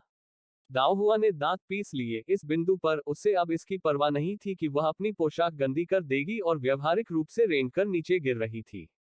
जैसे ही दाओ हुआ अधिक कोमल ढलान पर पहुंचने वाला था, जियो येयांग ने जल्दी से अपना हाथ उसकी कमर के चारों ओर लपेटने के लिए बढ़ाया और उसे नीचे खींच लिया।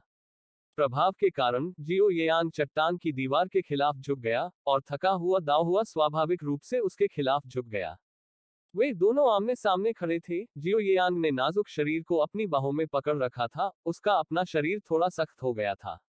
दाओ हुआ ने इस पर ध्यान नहीं दिया और हौंफते हुए कहा, कोई आश्चर्य नहीं कि टोंगक्सिन पर बहुत सारे टोंगक्सिन लॉक्स नहीं हैं। यह स्काईलाइन 90% से अधिक लड़कियों को सफलतापूर्वक रोक देता है। जियो येयांग ने अपने मुंह के कोने को खींचा। टोंगक्सिन स्काईलाइन के ऊपर है। यह कुछ हद तक एक छोटा सा परीक्षण है। दाओ हुआ ने अपना सिर हिलाया, यह परीक्षण बिल्कुल भी छोटा नहीं है। जरा सोचिए, टोंगक्सिन जाने के लिए आपको ताइफेंग मंदिर पर चढ़ना होगा और फिर स्काईलाइन से गुजरना होगा। एक लड़की के लिए जो अक्सर अपना घर नहीं छोड़ती है, यह बहुत मुश्किल है। जियो येयांग ने मुस्कुराते हुए सिर हिलाया, यह सच है। बोलने के बाद दाओ हुआ के माथे पर पसीना देखकर उसने उसे पोंछने के लिए अपना हाथ उठाया। जियो येयांग की सांसों को अपने चेहरे पर महसूस करते हुए दाओ हुआ अनजाने में थोड़ा पीछे हट गई। दुर्भाग्य से स्काईलाइन की दरार सनकरी थी, इसलिए एक कदम पीछे हटने के बाद उसकी पीठ चट्टान की दीवार के खिलाफ थी।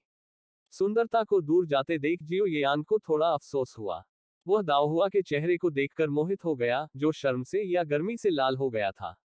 जियो येयांग की नजरों से दाओ हुआ को शर्मिंदगी महसूस हुई। ओह, चलो नीचे चलना जारी रखें। इतना कहकर वो चलने लगी।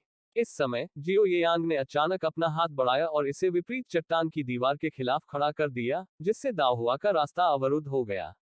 दाओ हुआ ने जियो येयांग की ओर देखते हुए अपनी ठुड्डी उठाई। आप क्या करने की कोशिश कर रहे हैं?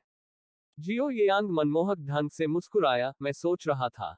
बोलते समय वह दाओ हुआ के करीब झुक गया। यह देखकर दाओ हुआ ने सहजता से अपना हाथ अपनी तरफ कस लिया और एक पल के लिए संघर्ष करने के बाद जल्दी से अपना सिर घुमाया, क्योंकि जियो येयांग के होंठ उसके होंठों को छूने ही वाले थे। अपना निशान चूक जाने पर जियो येयांग ने एक सांस छोड़ी, दाओ हुआ के बालों से एक पत्ता हटाने के लिए अपना हाथ उठाया और फिर मुस्कुराते हुए उसकी ओर देखा। मैं बस तुम्हें थोड़ा साफ करना चाहता था। दाओ हुआ ने हंसी जताई और उसे नजरअंदाज कर दिया।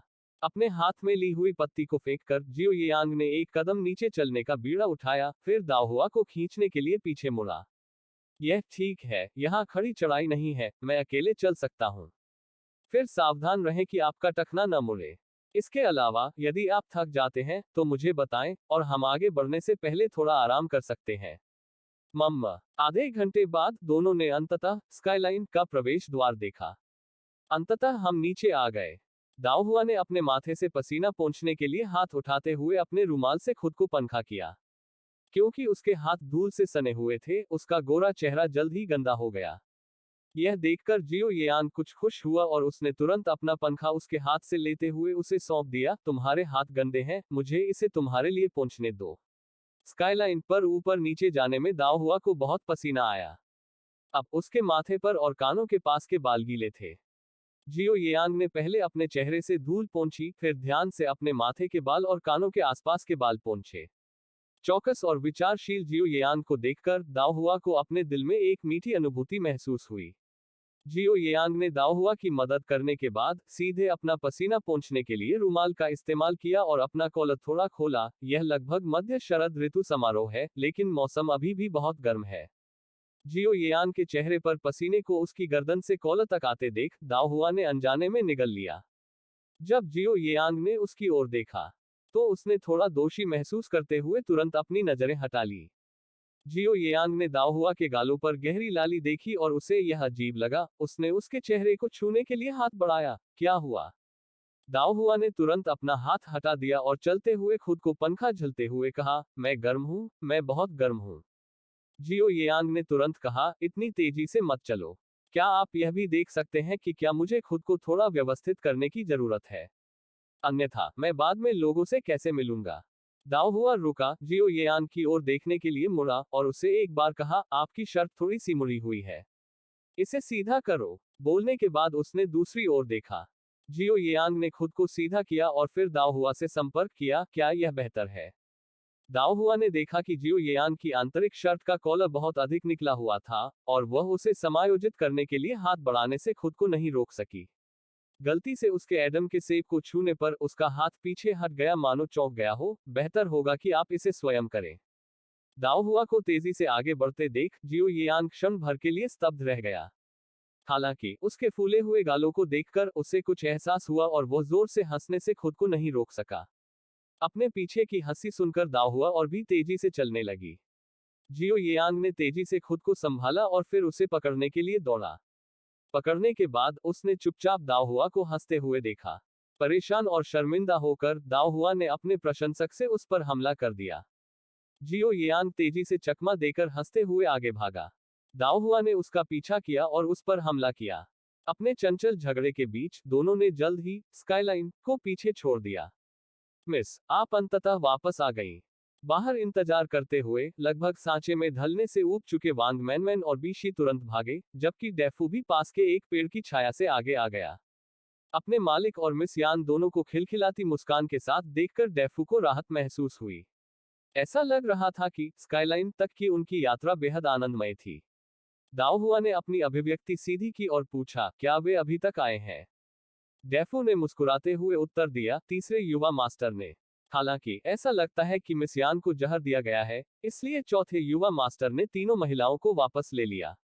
जियो येयांग, आइए आपके तीसरे भाई से मिलने चलें और फिर हम संपत्ति पर वापस जा सकते हैं। आपको इतना समय क्यों लगा?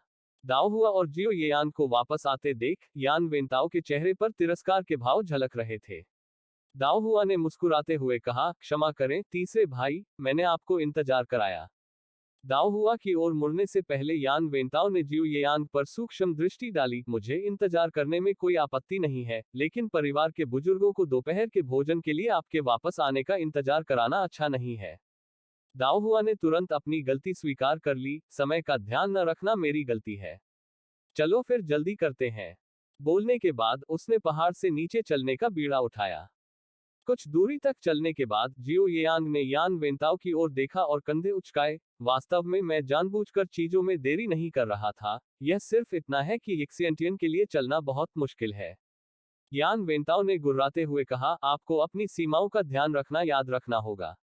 जियो येयांग आज अच्छे मूड में था और उसने विनम्रता से सिर हिलाया, समझ गया मेरे तीसरे अंकल। यान वेंताओ थर्ड अंकल के इस संबोधन से चौंका, उसकी आंखें चौड़ी हो गईं और उसने जियो येयांग को घूर कर देखा। जियो येयांग मुस्कुराया और कुछ नहीं कहा और दाओ हुआ के पीछे जल्दी से चला गया। थोड़ी देर बाद यान वेंताओ वहां से निकल गया, तब तक दाओ हुआ और जियो येयांग बहुत दूर जा चुके थे। जैसे ही वे सीढ़ियां उतरने लगे, जियो येयांग ने दाओ हुआ से कहा, क्या तुम्हारे पैर दर्द नहीं कर रहे हैं? चलो, मैं तुम्हें नीचे ले चलता हूँ। यह कहकर वह दाओ हुआ के सामने बैठ गया। यान वेंताओ को पास आते देख दाओ हुआ को इस समय जियो येयान को उसे ले जाने देने में शर्मिंदगी महसूस हुई। उसने तुरंत उसे किनारे कर दिया और सीधे नीचे चली गई। यह देखकर जियो येयांग ने तुरंत उसे पीछे खींच लिया। क्या आप अपने पैरों पर छाले डालना चाहती हैं या क्या? दाओ हुआ ने अपने चुभते हुए पैर हिलाए। मुझे नहीं करना चाहिए, है ना? जियो येयांग फिर से दाओ हुआ के सामने बैठ गया। आसपास कोई बाहरी व्यक्ति नहीं है, आपको चिंता करने की क्या जरूरत है? उसने कहा, फिर अपना सिर यान वेंताओ की ओर घुमाया। वेंताओ, ठीक है। यान वेंताओ ने जियो येयान की ओर देखा, फिर दाओ हुआ की ओर देखा। तुम्हारे पैर में चोट लगी है? दाओ हुआ ने तुरंत अपना सिर हिलाया, यह उतना बुरा नहीं है। यान वेंताओ एक पल के लिए चुप हो गया। येयान को तुम्हें ले जाने दो। मौसम अभी भी बहुत गर्म है और तुम पूरी सुबह चढ़ते उतरते रहे हो। तुम थक गई होगी। अपनी तीसरी बहन की तरह लू का शिकार मत बनो। यान वेंताओ की सहमति देखकर जियो येयांग ने दाओ हुआ का हाथ पकड़ लिया और उसे सीधे अपनी पीठ पर उठा लिया। ठीक है, हम पहाड़ के नीचे चलते हैं। प्रसन्नतापूर्वक मुस्कुराते हुए जियो येयांग को देखकर यान वेंताओ की अभिव्यक्ति कुछ दूर हो गई। दूसरों के सामने येयांग हमेशा एक प्रभावशाली उपस्थिति रखता था और एक गंभीर चेहरा रखता था, लेकिन ऐसा लगता था कि केवल दाओ हुआ के सामने ही वह एक युवा व्यक्ति की उज्ज्वल और हार्दिक मुस्कान प्रकट कर सकता था। थर्ड मास्टर यान, चलो चले। यान वेंताओ को स्थिर खड़ा देखकर दीफू ने मुस्कुराते हुए उसे याद दिलाया। यान वेंताओ को होश आया और वो नीचे चलने लगा। आगे दाओ हुआ जियो येयान की पीठ के ऊपर से यान वेंताओ को देखने के लिए अपना सिर घुमाती रही। अपने ही तीसरे भाई द्वारा देखे जाने के कारण वह एक अजीब भावना से उबर नहीं पाई, जैसे कि उसे पिल्लों से प्यार करते हुए पकड़ लिया गया हो। जियो येयांग, आपको मुझे बाद में नीचे रख देना चाहिए। जियो येयांग ने मुस्कुराते हुए पूछा, क्या आपको डर है कि जब हम वापस आएंगे तो वेंटाओ झगड़ा करेगा? दाओ हुआ, तीसरा भाई, ऐसा नहीं है। जियो येयांग, तो फिर आप और किस बारे में चिंतित हैं? दाओ हुआ, जियो येयांग, चलो, मैं हमारे बारे में जानता हूं, और तुम्हारे तीसरे भाई के बारे में भी। छिपाने के लिए कुछ भी नहीं है। दाओ हुआ ने घूरकर कहा, तुम्हारे और मेरे बीच आखिर क्या है? जियो येयांग, आप मुझे बताएं। दाओ हुआ ने अंदर ही अंदर आह भरी, नाराज होकर अपनी आंखें बंद कर ली, और फिर जियो येयांग की पीठ पर अपना सिर हल्के से मारा। जियो येयांग ने इसे महसूस किया और धीरे से मुस्कुराने के अलावा कुछ नहीं कर सका। यह सुनकर दाओ हुआ ने जियो येयांग को कंधे पर थपथपाया, फिर एक बार फिर चुपचाप पीछे चल रहे अपने तीसरे भाई की ओर देखा। उसे अपनी पीठ के पीछे हाथ रखकर और भावहीन चेहरे के साथ अपनी ओर देखते हुए देखकर दाओ हुआ ने तुरंत अपनी नजर दूसरी ओर घुमा ली। उसके बाद दाओ हुआ ने अकेले चलना या नहीं, इस बारे में संघर्ष करना छोड़ दिया। नीचे उतरते समय सीढ़ियों का एक हिस्सा पूरी तरह से सूर्य के संपर्क में था, और दोपहर के करीब होने के कारण सूर्य अपने प्रचंड रूप में था। जियो येयान के माथे और गालों पर गिरते पसीने को देखकर दाओ हुआ कभी कभार उसके चेहरे पर रुमाल थपथपाता था। थक गए? आपको मुझे नीचे बिठा देना चाहिए और मैं खुद चलूंगा। तुम्हारा वजन कितना है? चिंता मत करो, मैं थका नहीं हूं, यह सिर्फ मेरी आंखों में पसीना टपक रहा है, वे थोड़ा चुभते हैं। तो फिर मुझे इसे तुम्हारे लिए पोंछने दो। जियो येयांग ने तुरंत अपना सिर झुकाया ताकि दाओ हुआ अपना पसीना पोंछ सके। दाओ हुआ और जियो येयांग के बीच स्नेहपूर्ण बातचीत को देखकर यान वेंताओ को अपने सीने में जकड़न महसूस हुई। आगे की जलन से बचने के लिए वह तेजी से उस जोड़े के पास चला गया, और जैसे ही वह वहां से गुजरा, उसने एक नुकीला हमफ कहा। आवाज पर पसीना पोंछते हुए दाओ हुआ रुक गया। जियो येयांग ने जल्दी से कहा, उसे अनदेखा करें, वह स्पष्ट रूप से सिर्फ मुझसे ईर्ष्या करता है। याद है जब हम सभी एक साथ घूमते थे? झो परिवार की लड़कियां भी उसका पसीना पोंछती थी। उसे हमफ करने की क्या जरूरत है? दाओ हुआ की दिलचस्पी बढ़ गई, सचमुच मैंने पहले कभी ध्यान कैसे नहीं दिया? जियो येयांग मुस्कुराया, बहुत कुछ है जिस पर आपने ध्यान नहीं दिया है। आपका तीसरा भाई उतना ईमानदार नहीं है जितना वह दिखता है। जो परिवार की लड़कियों को खाना पसंद है और आपका भाई उनके लिए अच्छी चीजें ढूंढने में अपना दिमाग लगाता है। उसकी तुलना में आपका चौथा भाई थोड़ा अधिक सरल है। दाओ हुआ ने हंसते हुए कहा, मेरा चौथा भाई कितना सरल है? अन्यथा बहन सू को उसके साथ क्यों ले जाया जाता? जियो येयांग मुस्कुराए बिना नहीं रह सका। हाँ हाँ, आपके दोनों भाई प्रभावशाली हैं। अब जब हम इस विषय पर हैं, तो आपका सबसे बड़ा भाई वास्तव में ईमानदार है। दाओ हुआ की अभिव्यक्ति थोड़ी कठोर हो गई, उसका सबसे बड़ा भाई भी उसे उतना ईमानदार नहीं लगता था। उसे याद आया कि कैसे उसने एक बार उसे झेंझों में एक सम्मानित विद्वान की बेटी से गुप्त रूप से मिलते हुए पकड़ा था। जल्द ही तीनों पहाड़ की तलहटी में पहुंच गए। जियो येयांग दाओहुआ को अपनी पीठ से जमीन पर गिराने के लिए नीचे झुक गया। एक बार जब दाओहुआ स्थिर हो गया तो उसने जल्दी से उसका पसीना पोंछा और उसके झुर्रियों वाले कपड़े ठीक किए। जियो येयांग चुपचाप खड़ा रहा और मुस्कुराते हुए देख रहा था कि दाओहुआ उस पर उपद्रव कर रहा था। गाड़ी के सामने यान वेंताओ ने अपना सिर लकड़ी की ओर मोड़ लिया, क्योंकि उसने जोड़े को घेरने वाले मधुर वातावरण को देखा। जब दाओहुआ ने जियो येयांग को साफ सुथरा कर लिया तो उसने देखा कि उसके होंठ सूखे हुए हैं। उसने वांग मैनमैन से कहा, गाड़ी में आइस्ड टी है, जल्दी करो और कुछ ले आओ।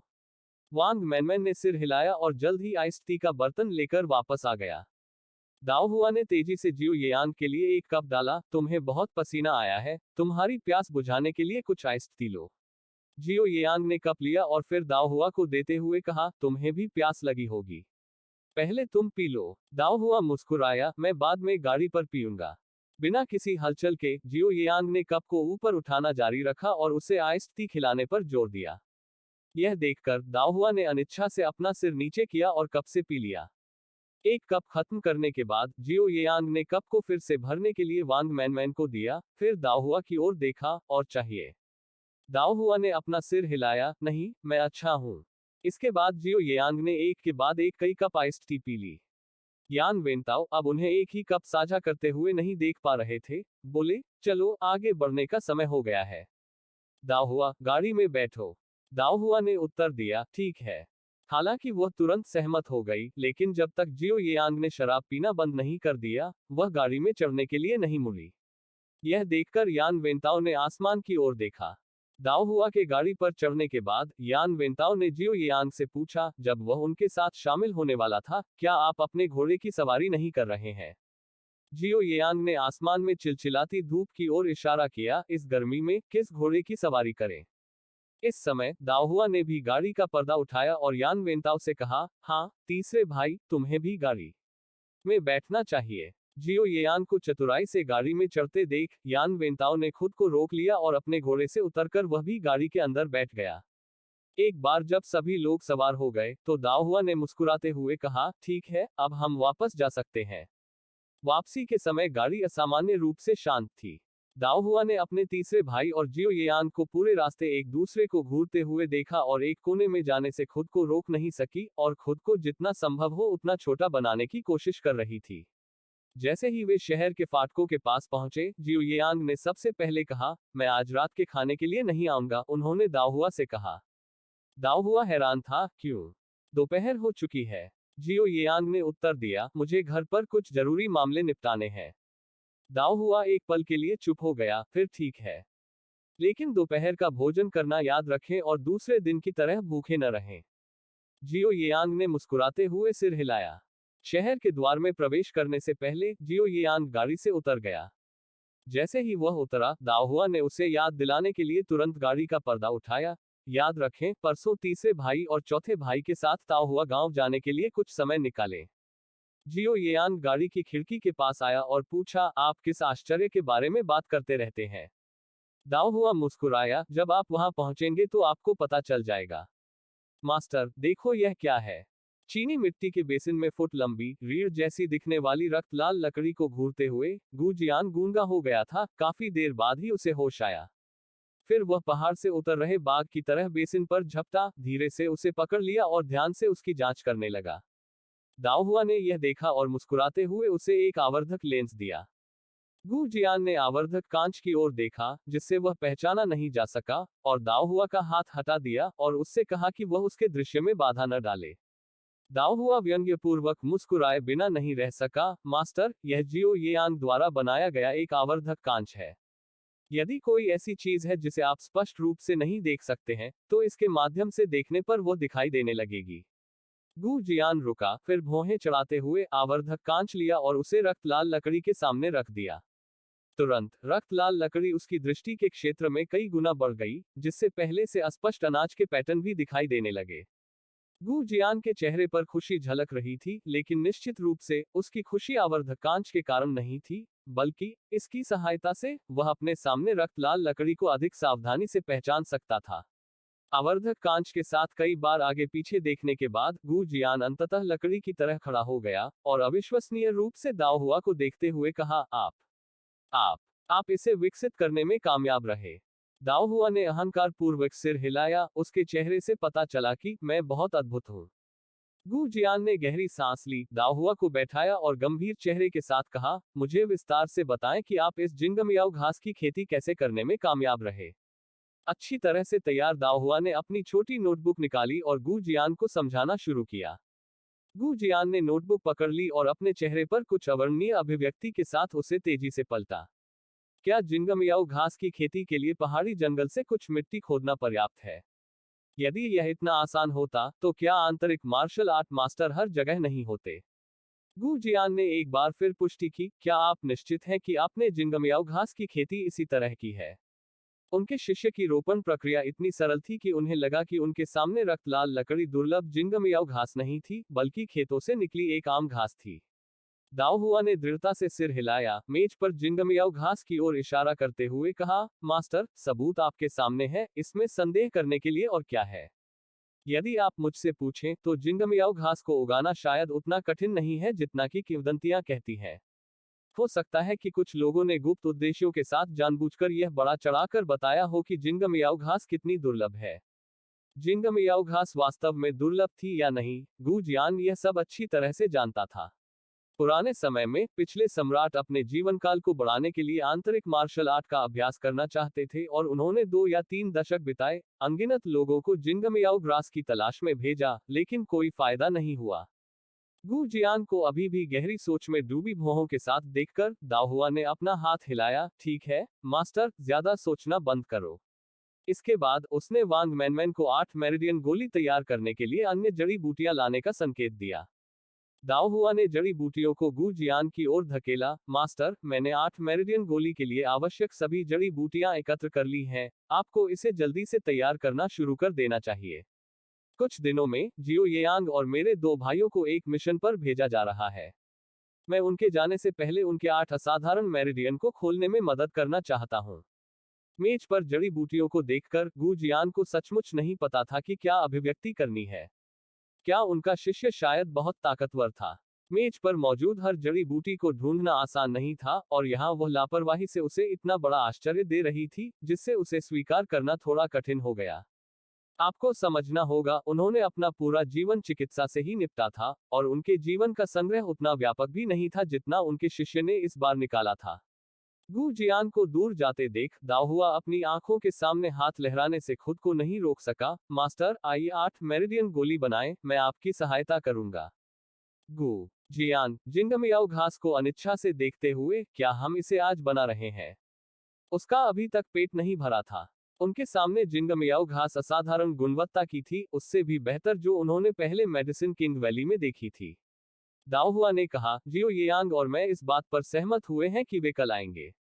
हम आज 8 मेरिडियन पिल बनाने का प्रयास करेंगे। इसके साथ ही उसने वांग मैनमैन और बी शी को जड़ी बूटियां लेने का संकेत दिया, जबकि उसने खुद गू जियान को अपने पैरों पर खड़ा होने में मदद की। मास्टर, चलो दवा बनाने के लिए फार्मेसी चलते हैं। दरवाजे के बाहर कैजू और डोंगली दोनों ने गू जियान की ओर महत्वपूर्ण नजरें डाली। आखिरकार जिंगमियाओ घास इतनी मूल्यवान जड़ी बूटी थी, इसे सम्राट को प्रस्तुत किया जाना चाहिए, न कि स्वयं उपयोग किया जाना चाहिए। फिर भी अफसोस, गू जियान अभी भी उनके संकेतों को देखकर चकित था। एक बार फार्मेसी के अंदर दाओ हुआ ने बाकी सभी को छोड़ दिया, केवल गू जियान के साथ रह गया। मास्टर, हम पहले क्या करेंगे? दाओ हुआ ने अपनी आस्तीनें ऊपर उठाई और चीनी मिट्टी के बेसिन से जिंगमियाओ घास को बाहर निकाला। गू जियान ने इसे देखा और उसका दिल डर से कांप उठा, वह तेजी से बड़े कदमों से आगे बढ़ा और जिंगमियाओ घास को पकड़ लिया, मेरी जड़ी बूटियों को नुकसान मत पहुंचाओ। दाओ हुआ कुछ अवाक रह गया, क्या ये उसकी जड़ी बूटियां नहीं थी? गू जियान ने सावधानी से जिंगमियाओ घास को उसके स्थान पर रखा, दाओ हुआ की उत्सुकता से उस पर नजर देखकर, जैसे वह 8 मेरिडियन गोली का निर्माण शुरू करने के लिए इंतजार नहीं कर सकती थी। उसने अपने मंदिरों को रगड़ा, एक पल के लिए चुप रहा, फिर उसे दवा तैयार करने का निर्देश देना शुरू कर दिया। इस बीच फार्मेसी के बाहर वांग मनमन और बी शिकाइजू और डोंगली के खिलाफ मुकाबला कर रहे थे। वांग मैनमैन ने उन दोनों को देखते हुए भौहें चढ़ा दी, जब मास्टर गू और मेरी महिला दवा तैयार कर रहे हों तो किसी को भी उन्हें परेशान करने की अनुमति नहीं है। तुम दोनों यहाँ घूमना बंद करो। इसी समय दादी गू कमरे से बाहर आई और चारों के बीच गतिरोध देखकर बोली, तुम सब क्या कर रहे हो? डोंगली ने उसके मुंह का कोना खींचा और सिर हिलाया, बूढ़ी मैडम, हम कुछ नहीं कर रहे हैं, हम काम पर जा रहे हैं।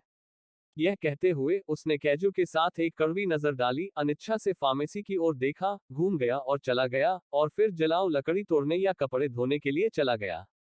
8 मेरिडियन गोली बनाने का सबसे कठिन हिस्सा सभी आवश्यक जड़ी बूटियों को इकट्ठा करना था। हालांकि एक बार सभी सामग्री एकत्र हो जाने के बाद गोली बनाने की वास्तविक प्रक्रिया इतनी परेशानी वाली नहीं थी। दाओ हुआ और गू जियान पूरे दिन और रात में व्यस्त थे, और अगली दोपहर तक जब जियो येयांग यान वेंटाओ और यान वेनकाई के साथ पहुंचे तो उन्होंने 8 मेरिडियन गोलियां बनाना समाप्त कर लिया था। केवल 3 ही क्यों है? दाओ हुआ ने दवा के डिब्बे में 3 चमकदार लाल गोलियों को असंतोष से देखा। गू जियान अपनी आंखें घुमाए बिना नहीं रह सका, 3 का निर्माण करने में सक्षम होना पहले से ही एक आशीर्वाद है। यदि आपके द्वारा प्रदान की गई जड़ी बूटियों की उच्च गुणवत्ता नहीं होती तो एक का निर्माण भी प्रभावशाली नहीं होता। दाओ हुआ ने भौहें चढ़ाई, लेकिन जियो येयान के लिए एक, मेरे तीसरे और चौथे भाइयों के लिए एक मेरे बारे में क्या? गू जियान बिना किसी भावना के बोला, आप एक युवा महिला हैं, आपको 8 असाधारण मेरिडियन खोलने की क्या आवश्यकता है? दाओ हुआ ने उत्तर दिया, मैं आंतरिक मार्शल आर्ट में भी प्रशिक्षण लेना चाहता हूँ, क्विंग सीखना चाहता हूँ। गू जियान और भी अवाक रह गया, एक महिला को आंतरिक मार्शल आर्ट में प्रशिक्षित होने की क्या आवश्यकता है? दाओ हुआ ने जवाब दिया, एक महिला प्रशिक्षण क्यों नहीं ले सकती? कम से कम यह आत्म सुरक्षा के लिए है। गू जियान अब अपने प्रशिक्षु के साथ बहस नहीं करना चाहता था, क्या आपको अभी भी आत्म सुरक्षा के लिए मार्शल आर्ट सीखने की जरूरत है? यदि आपने मेरे द्वारा सिखाई गई फार्मास्यूटिकल तकनीकों में महारत हासिल कर ली है, तो आपको कौन नुकसान पहुंचा सकता है? बस जहर की एक खुराक फेंक दो और अंधाधुंध लोगों के एक समूह को मार डालो, क्या यह मार्शल आर्ट में प्रशिक्षण से बेहतर नहीं है? दाओ हुआ क्रोधित हो गया, फिर भी स्पष्ट रूप से अप्रसन्न था। क्विंग पानी के ऊपर से तैरना, दीवारों और छतों को पार करना, यह कितना अच्छा है। इस समय जियो येयांग, यान वेंताओ और यान वेनकाई अपने सदमे से बाहर आ गए थे। दाओ हुआ ने कहा था कि वह उन्हें एक भव्य आश्चर्य देगी, और मेज पर 3 8 मेरिडियन गोलियां देखकर तीनों ने एक साथ सोचा कि यह आश्चर्य वास्तव में एक बड़ा आश्चर्य था। गू जियान अपने प्रशिक्षु पर ध्यान नहीं दे रहा था, लेकिन तीनों की ओर मुड़ा, चूंकि आप सभी यहाँ हैं, तैयार हो जाइए। आज दोपहर मैं आपके लिए एक औषधीय सूप तैयार करूंगा, फिर 8 मेरिडियन गोली के साथ हम 8 असाधारण मेरिडियन खोलेंगे। जैसे ही ये शब्द बोले गए, इससे पहले कि बाकी लोग प्रतिक्रिया देते, डोंगली दरवाजे के बाहर से चिल्लाया, यह संभव नहीं है। शश शश शश।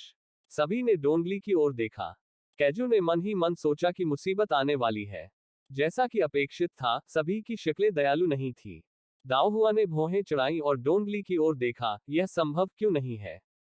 सभी की सतर्क निगाहों के नीचे डोंगली को अत्यधिक दबाव महसूस हुआ, विशेष रूप से लिटिल प्रिंस की नजर से, जिससे उसे ऐसा महसूस हुआ जैसे कि वो टूट गया हो। एक ही क्षण में उसके माथे पर पसीना आ गया। कैजू ने जल्दी से घुटने टेक दिए, ऐसा नहीं है कि यान मिस का गुस्सा निराधार है। डोंगली का, यह संभव नहीं है, आप सभी पर निर्देशित नहीं था, यह मेरे लिए था।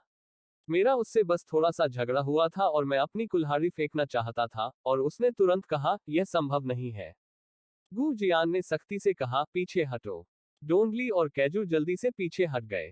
दाओ हुआ ने अपनी निगाहें हटा ली और 3 8 मेरिडियन गोलियों को देखकर फिर से आह भरी, लेकिन फिर वह मुस्कुराई, सौभाग्य से 3 है। अगर केवल 1 या 2 होते तो यह और भी अधिक समस्याग्रस्त होता। बोलते समय वह हंसी और जियो येयांग और अन्य लोगों की ओर देखा, यह बिल्कुल सही है, आप में से प्रत्येक के लिए एक। गू जियान और दाओ हुआ को अपने औषधीय स्नान की तैयारी के लिए गांव की ओर भागते हुए देखकर जियो येयांग, यान वेंटाओ और यान वेनकाई ने एक दूसरे पर नजरें डाली। ऐसा महसूस हुआ जैसे वे आकाश से गिरने वाली एक अप्रत्याशित पाई से प्रभावित हो रहे थे जब 8 मेरिडियन गोलियां अचानक उपलब्ध हो गईं। उन तीनों ने 8 मेरिडियन पिल्स की दुर्लभता और मूल्य को गहराई से समझा, यही कारण है कि वे अब भी कुछ हद तक हतप्रभ महसूस करते थे। चलो, हमें भी नीचे जाना चाहिए। जियो येयांग वास्तविकता की ओर लौटने वाले पहले व्यक्ति थे। यान वेंताओ और यान वेनकाई ने तुरंत सहमति में सिर हिलाया। पहाड़ से नीचे उतरते समय तीनों व्यक्ति धीरे धीरे प्रारंभिक आनंद से उबर गए। यान वेंकाई ने तुरंत राहत के साथ अपनी छाती थपथपाई। भगवान का शुक्र है कि 3-8 मेरिडियन गोलियां थी। जियो येयांग और यान वेंताओ दोनों ने स्पष्ट सहमति के साथ सिर हिलाया। यान वेंकाई ने फिर कहा, भगवान का शुक्र है कि मेरी बहन इतनी समझदार है। जियो येयांग और यान वेंताओ ने फिर सिर हिलाया। उन्होंने पहले दाओहुआ के चेहरे पर असंतोष देखा था, और चूंकि उसने 8 मेरिडियन गोलियों के लिए हर्बल सामग्री प्रदान की थी, अगर वह अपने लिए एक की मांग करती तो उसे कौन मना कर सकता था। एक विचार से आहत होकर यान वेंकाई ने जियो येयांग और यान वेंताओ को रोकने के लिए तेजी से आगे कदम बढ़ाया। सुनो, हमें अपनी सबसे बड़ी बहन से इतना बड़ा उपकार मिला है, हमें भविष्य में उसका ध्यान रखना चाहिए। अगर किसी ने उसे धमकाने की हिम्मत की तो हम उन्हें नेस्तनाबूद कर देंगे, उसने अपनी मुट्ठी भींचते हुए कहा। जियो येयांग और यान वेंताओ दोनों ने उसकी ओर अपनी आंखें घुमाई और मन ही मन उपहास किया कि उसे ऐसा कहने की कोई आवश्यकता नहीं है। फिर वे दोनों तरफ से एक एक करके उसके पास से गुजरे और पहाड़ से नीचे की ओर चलना जारी रखा। यान वेंकाई खुद को उपेक्षित महसूस करते हुए उनका पीछा करते हुए तेजी से चिल्लाया। गांव में 3 स्नान टबों में तेज महक वाले औषधीय सूप डाले गए। गु जियान ने 8 मेरिडियन गोलियां जियो येयांग और अन्य को सौंपी। गोलियां खाने के बाद औषधीय टब में भिगो दें। तीनों व्यक्तियों ने आज्ञाकारी ढंग से पालन किया। हालांकि टबों में औषधीय तरल अत्यधिक गर्म था, फिर भी वे अपने दांत भींचकर उसमें बैठ गए। दाओहुआ बगल से देख रहा था, मदद करने में असमर्थ था, लेकिन 3 लोगों के लिए दर्द महसूस कर रहा था। यह देखकर गु जियान ने हंसते हुए कहा, क्या आप आंतरिक मार्शल आर्ट का अभ्यास करने के लिए नहीं चिल्ला रहे थे? आप थोड़ी सी गर्मी भी बर्दाश्त नहीं कर सकते? दाओहुआ ने हठपूर्वक उत्तर दिया, यदि अतिरिक्त 8 मेरिडियन गोलियां होती तो मैं भी इसे सहन कर सकता था।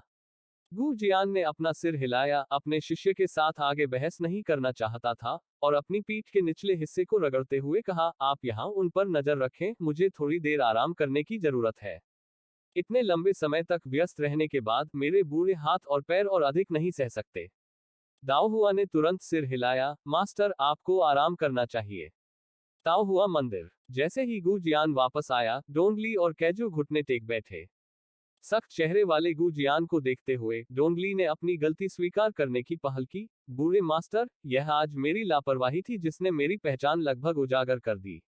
गु जियान ने उसे उदासीनता से देखा, क्या यह सब लापरवाही थी? डोंगली ने अपने होंठ भींचे, उसे नहीं लगा कि उसने कुछ गलत किया है। आखिरकार बहुमूल्य 8 मेरिडियन गोली सम्राट को सक्रिय रूप से पेश की जानी चाहिए।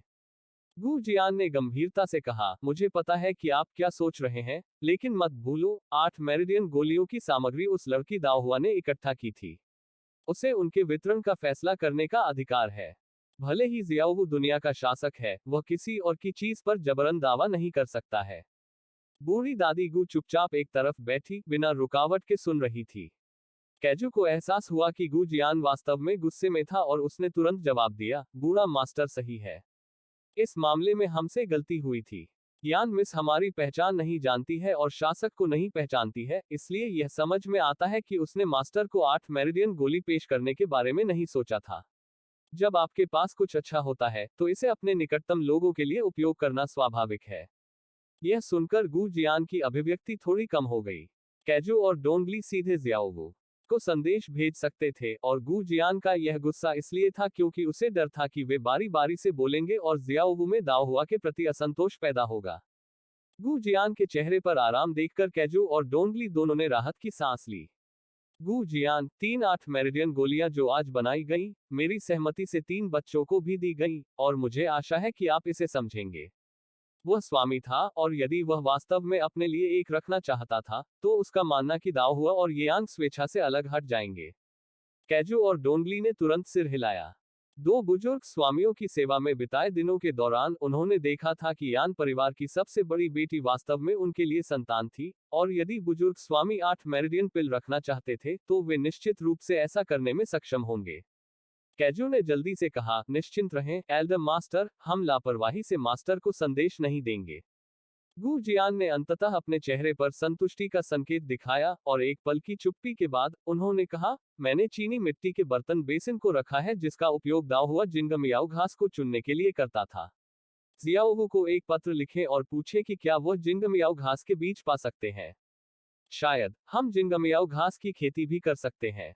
यह सुनकर कैजू और डोंगली दोनों की आंखें चमक उठी। मैं तुरंत पत्र लिखूंगा। दोनों के चले जाने के बाद दादी गू जियान की ओर मुड़ी। क्या वह चीज इतनी कीमती है? गू जियान ने सिर हिलाया। कौन आंतरिक मार्शल आर्ट का मास्टर नहीं बनना चाहता? दादी गू ने हैरान होकर कहा, जियाओ सम्राट है, उसे गुरु बनने की जरूरत नहीं है ना? गू जियान ने ग्रैनी गू की ओर देखा। आंतरिक मार्शल आर्ट का अभ्यास करने से किसी का शरीर मजबूत हो सकता है और उसका जीवनकाल बढ़ सकता है। क्या आपको नहीं लगता कि जियाओ को इसकी आवश्यकता है? वह एक परिचारक आज तक जीवित था क्योंकि उसने आंतरिक मार्शल आर्ट का अभ्यास किया था। अन्यथा उसका स्वास्थ्य उसकी बहन से भी अधिक खराब होता। ग्रैनी गू ने अब मामले को और अधिक गंभीरता से लिया। क्या हम अब भी 8 मेरिडियन गोलियां बना सकते हैं? गू जियान ने अपना सिर हिलाया। मुझे नहीं पता। आज तक मुझे अभी भी पता नहीं चला है कि वह लड़की दाव हुआ जिंगमियाओ घास कैसे उगाने में सक्षम थी। यह सब इस बात पर निर्भर करता है कि क्या जियाओ जिंगमियाओ घास के बीज पा सकता है या नहीं। बाकी औषधीय सामग्रियां अभी भी उपलब्ध हैं, इसलिए एक और बैच बनाने में कोई समस्या नहीं होगी। दादी गू एक पल के लिए चुप हो गई। हम उन्हें निश्चित रूप से ढूंढ लेंगे। गू जियान अपनी बहन की उम्मीदों पर पानी फेरना नहीं चाहता था और इसलिए मुस्कुराया और सहमत हो गया, हालांकि वह अपने दिल में बहुत आशावादी नहीं था। जिंगमियाओ घास बहुमूल्य थी और इसके बीज दुर्लभ थे। इसके अलावा जिंगमियाओ घास की तुलना में जिंगमियाओ घास के बीज इकट्ठा करने की जहमत कौन उठाएगा? इस बीच बीजिंग में फोर सीजन्स सीड स्टोर के अंदर किन जियाओलियू और झाओ योंगवांग भीड़ में फंसे हुए थे और उन ग्राहकों से निपट रहे थे जो बीज खरीदने के लिए दौड़ रहे थे। जब से फोर सीजन्स मैनर की सब्जियां और फल एक के बाद एक पकने लगे, फोर सीजन्स फल और सब्जियों की दुकान अविश्वसनीय रूप से लोकप्रिय हो गई थी। जिन ग्राहकों ने वहां खरीदारी की थी उन्हें अपना उत्पाद किसी भी अन्य दुकान की तुलना में अधिक स्वादिष्ट लगा। लेकिन जागीर से केवल इतना ही प्राप्त हो सका और चून की दुकान में खरीदारी की सीमा थी, इसलिए खरीदारी के लिए उपलब्ध राशि स्वाभाविक रूप से प्रतिबंधित थी। इससे बीज भंडार भी लोकप्रिय हो गया। यदि वे तैयार उपज नहीं खरीद सकते तो इसे स्वयं क्यों नहीं उगाते? खासकर जब से स्टोर ने प्रति एकड़ उपज प्रदर्शित की और आश्चर्यजनक रूप से उच्च आंकड़े दिए, लोग और भी अधिक उत्सुकता से स्टोर पर आने लगे। सामान्य लोग अधिक उपज के लिए आए, जबकि धनी परिवार उच्च उपज और बेहतर गुणवत्ता दोनों के लिए आए। बीज खरीदने के लिए इंतजार कर रहे लोगों की लंबी कतार देखकर प्रिंस रुई ने खुद को पनखा किया और आश्चर्यचकित हो गए। वह कभी सोच भी नहीं सकता था कि बीजिंग की सबसे मशहूर दुकान सबसे साधारण सब्जियां, फल और बीज बेचने वाली होगी। न केवल उन्हें, बल्कि अन्य महान और प्रभावशाली व्यक्तियों को भी ऐसा ही महसूस हुआ।